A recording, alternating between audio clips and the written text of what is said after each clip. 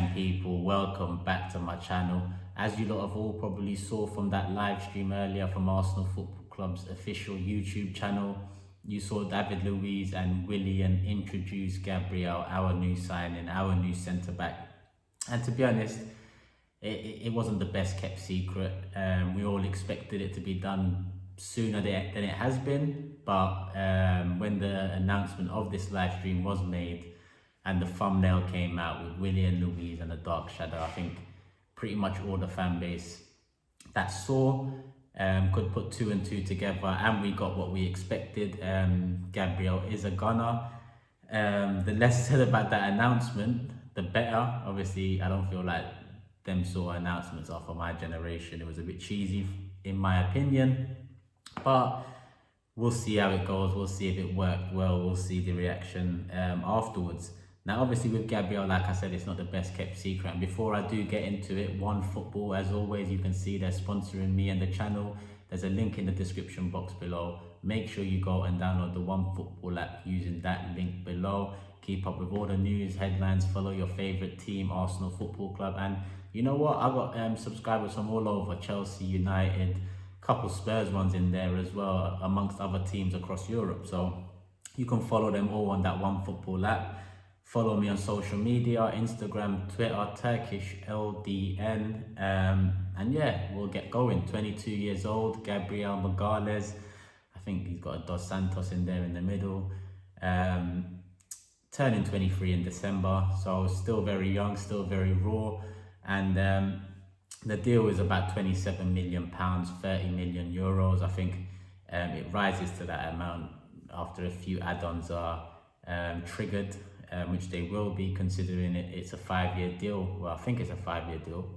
I didn't actually note it down, but I think it's a 5-year deal he's got, which makes sense considering his age. He's got the number 6 shirt, and it's interesting because obviously you see Saka get the number 7, you see Saliba get the number 4, you see Gabriel now get the number 6, but with Mari got the number 22 now.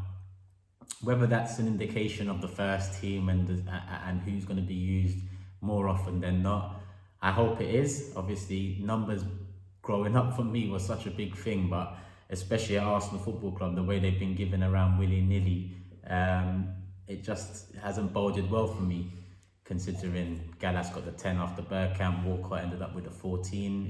It's just, listen, don't be ruining numbers, but at the same time, I'm happy to see Saliba with number 4, Gabriel with number 6, because you know that's the future pairing or future 2 or 3, depending on how Arteta does want to set up. In my opinion, it's going to be a pairing, but we will see. We will see. Now, obviously, looking at his brief career, brief history, he's actually only made 47 appearances for Lille, 34 being League One games and the rest being cup competitions from Champions League to Coupe de France and whatnot over there in France. He started off in Brazil, 2nd division at Avaí, played a handful of games there, 25 games there, before moving to Lille. At Lille, couple loans that didn't quite work out at Troyes and Dynamo Zagreb, I think it was. Didn't quite work out, but upon his return to Lille in the last couple of years, well, over them 34 appearances, he has made a name for himself. There was other teams interested in him, and I think some of those rumoured interests was solid. A few of the reliable sources did confirm so, and I'm not talking about the Man United here, I'm also probably talking about the Napolis. And in my opinion, that's the level we're at right now. You know, if a bigger team does come in for him, like if a Man United did come in for him, we would probably lose that battle, considering where they are right now, what they're going towards, and based off of the last 12 months, you know, they've achieved their goals, whereas we haven't quite yet. But some could argue that our short-term future, at least, does look a lot brighter. I might argue against, considering the Van de Beek signing, but let's focus on Gabriel. And looking at Gabriel, 6'3", 6'4", so he's got that physicality, he's got that demeanor, he's got what you need from your defender, in my opinion, and that's a physical presence. He's been described as strong, modern, dominant, and when you look at some of the statistics over the last season at Lille, 12 ball recoveries per 90 minutes, 64% of aerial duels won, 50 passes per 90 minutes, 43% of those passes being forward, and 47% of those forward passes being long balls, and completed long balls at that. So he has been described in essence as a deep line playmaker at times too. And you know what, obviously with the modern game, the way it's set up and the way you see Klopp wanting to play, the way you see Pep wanting to play, as examples of teams in our own league doing it that way, let alone when you look into the Champions League and the latter stages and you see the Bayerns, the PSGs, the Barças, the Madrids, the whoever it is, they all need that one defender at the very minimum, if not two, that's going to be able to play out the back, get us out of danger in difficult positions, as well as feeding the forward line. You know, no better way to put a team on the back foot than a ball over the top. And if you've got the players with the pace, if you've got the players with the know-how to peel off the last man, then that asset becomes a lot greater. So hopefully Gabriel, Aubameyang, Pepe, you know, it starts to form another mode of attack. You know, same way I think everyone should have noticed the Tierney to Oba balls down the left-hand side. That's become a consistent mode of attack for us, and that's what I mean about modes of attack. You can see that Tierney ball to Oba, catching teams on the back foot. It's worked a few times for us in terms of goals, and it's worked a lot more times in terms of getting us into threatening positions. So I'm hoping Gabriel can assist that, especially being the left-sided centre-back, whether that's in a 2 or a 3. You start to see a lot more shape to that side. And I got a lot more hope to it now as well. Obviously, Gabriel being left centre-back, Kieran Tierney being the left-back, left wing-back, and then you have Aubameyang as the left winger or the front 3. Or Saka. In my opinion, I would put Oba up top and put Saka on the left, but either or, and you start to see a lot more strength on that side from start to finish, you know, from goalkeeper to left centre-back to left-back to left winger. You start to see a better consistency, a better fluidity. You can start to see a shape to the system. You can start to see a shape to the play. So yeah, in my opinion, that's the same thing we need to do on the right-hand side. You lot have heard me discuss the right-hand side quite often recently.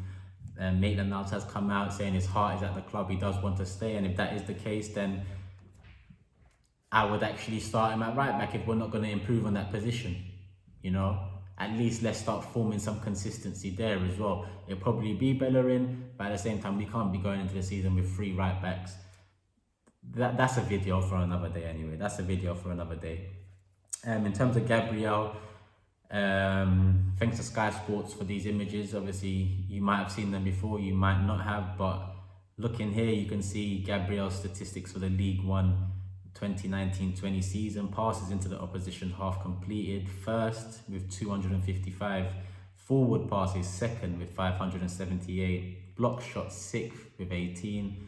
Passes completed, 13th, and aerial duels won, 16th. And when you consider that is in the whole league, especially the ones above there with passes into opposition half and forward passes, first and second, you think, okay, you'd expect it to be a PSG defender, but you know, that bodes well for Gabriel as well in my sense. And when you look at this next graphic, this shows his distribution in the Champions League last season for Lille. Obviously, he had a couple of games against Chelsea where they did lose, but he did come out of it with decent reviews. I think both games ended 2-1, if I'm not mistaken. Don't quote me on that, but I do remember he did get some good reviews. And I remember when Leicester, I think it was, that were linked with him in January. Was it January? December, January? Some of those reviews came to the forefront of Twitter and the media and whatnot. So yeah, as you can see here, the majority of his passes are played just inside his own half, down the left flank and directly upfield, and that again bodes well for what I'm talking about, the shape and fluidity on that side. Another graphic here, you can see he can cover, as quoted by Sky Sports, can cover a rampaging left back with the majority of his defensive actions made down the left. So from the last 2 graphics, you can see that a lot of his work, obviously he's left-footed, obviously he's going to be on the left-hand side, but a lot of his work is support, protection, but also assist in the attack. It'll be interesting to see how he acclimatizes with the Premier League, because he will have a lot more time on the ball in the French league. So it'll be definitely interesting to see how he does. And I did pick out another statistic, no graph for this one or no little table, but attempts on goal last season in League One, he was 6th with 17. And in my opinion, again, that bodes well considering we do need some aerial threat on the attack. I think from corners, there has been seasons in the past few years where we have done pretty well from corners, but I still feel like we need some more consistency in that department. We need some more fear in terms of putting on the opponent. So I think Gabriel can add that considering his physical presence, high and obvious threat on the other end. Now, obviously, with that signing, you look at the centre-backs at the club, there's 8 of them at the moment, with Mavropanos currently out on loan, Stuttgart. He signed a new 4-year deal with us in the summer and we loaned him out for the year. Obviously, that deal does look like it's because to keep his value. I guess the smart thing to do, and that's what we need to do with every player. Be smart in negotiations, be smart in terms of lengths of contract, bonuses and all this stuff, because we haven't been smart about it in the last 5 and it's costing us now.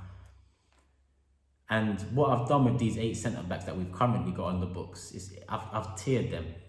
So in terms of the first tier, whether we're playing 2 or 3, I expect to see a mixture of Gabriel, Saliba, Mari and Luiz. I expect to see 3 of those 4. Some might argue Tierney's going to be there, but in my opinion, with Gabriel coming in, I'll reiterate, Tierney goes out wide as left wing back, as left back. His attacking qualities are too great for us to nullify them by just playing him left centre back.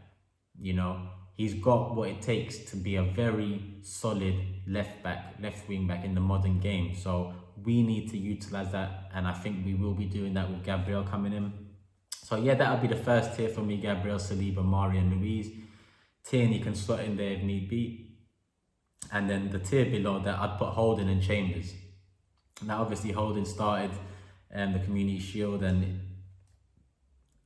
unless that's to put him in the shop window, being linked with Newcastle, only a loan, I'm not sure why we can't get rid of these players full stop. Surely there's some value there. Even with Mkhitaryan, we cancelled the contract. Like, it's all mad. But with Holding and Chambers, I'd expect to sell one of them, and with Chambers out injured, it'd be easier to sell Holding. I'm not too interested in a loan, but it is what it is. With Mustafi and Socrates, I put them in the 3rd tier. Socrates obviously looks like he's expressed an interest to leave. It looks like he wants to play first team football, or at least more football at the very least. He might be on the move. Mustafi, on the other hand, injury towards the end of last season, 1 year left of his contract. Same with Socrates with a year left. Maybe teams might just have a word in their ear and say, listen, we can give you this now, or we can give you that then. It's up to you really. But at the same time, I'd expect to see at least 2 of those tier 2, tier 3 defenders, a mix of Holding, Chambers, Mustafi and Socrates, leaving the club. 2 at the very minimum, but easier said than done, evidently from the past few years. Now, that puts me onto shape and formation. If you're looking at a 3-4-3, if you're looking at a 3-4-2-1 or anything alike, then in my opinion, it'll be a Saliba on the right, Luiz in the middle, Gabriel on the left. Now, I've reiterated time and time again that I do think Mikel Arteta wants to play a 4 at the back, whether he transfers to that at the start of the season or he continues with the shape he's at right now, which is the 3. We'll wait and see. I just think it makes sense to now go with the formation you do want to go with over the next 2-3 years. So if we do the 3, I'd expect Saliba, Luiz and Gabriel. But like I just said, Tierney would probably slot in somewhere in there if need be. But with a 4 at the back, this is the question we have to pose ourselves. Do you go with Saliba and Gabriel or Luiz and Gabriel? I'd go with the latter, considering Saliba's very young. And considering they've never played together before, I would prefer one to be a bit more established. Not to say Luiz is established. He's definitely got a more established career, a lot more experience. But at Arsenal Football Club, I don't feel any defender has established themselves so far. Let's hope Pablo Mari. Let's hope William Saliba. Let's hope Gabriel Magalhaes can be the change that has been required. at centre-back for so many years. And even looking at Tierney against Liverpool, like what a performance at centre-back. You know, fine lines between him and Maitland-Niles for me being man of the match. But in my opinion, Tierney was rock solid. You know, he was the role model for the other centre-backs there, and he was the one playing out of position essentially. But through know-how of the game, because you know Tierney knows the game, and a mixture of that and heart, passion, determination, you see a very solid defender there. You know, we've seen in the past with, let's say, Chelsea and Cesar Azpilicueta, started fullback, came in a bit more towards the end of his career because he knows the game. He knows what it takes and what's needed at that position. Same way I feel like Tierney, although so young, potentially has that in him in 7-8 years when he is kicking on a bit, and that up and down energy and intensity might not be there as much anymore. Because again, we've seen that. Same with Azpilicueta as well, again. But yeah, happy days. We've got Gabriel at last. Let me know in the comments what you guys think. Not the best kept secret, as I mentioned at the start of the video. And as I mentioned at the start, download the OneFootball app. Use the link in the description box below. Add me on Twitter, add me on Instagram, Turkish LDN. I'll be doing a live stream real soon, probably tomorrow now. Dani Ceballos should be announced real soon too. Fabrizio Romano has confirmed a 1-year deal. And you know what? Just in time, because although I did, if you haven't seen already, I did cover off some of my AFTV comments from the Liverpool Community Shield game in my video after the game, the Liverpool review. So if you want to see me delve further into the Aurier Bellerin Maitland-Niles situation, go to that video there. But the Dani Ceballos contract extension, that gives me prime time, the platform to talk about my comments on Ceballos and him being dead, which was definitely too harsh. He isn't dead, you know. There's midfielders in our team that you can compare him to and realize I was wrong in that assessment.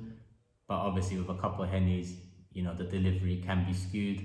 I still don't think he's good enough. He's an improvement on the side, but we'll discuss that when the loan gets announced, when it's signed, sealed and delivered, and when it's on Arsenal.com, people. But until the next time, I am out. Like, comment, subscribe, share, do all of that stuff. Love, people, love.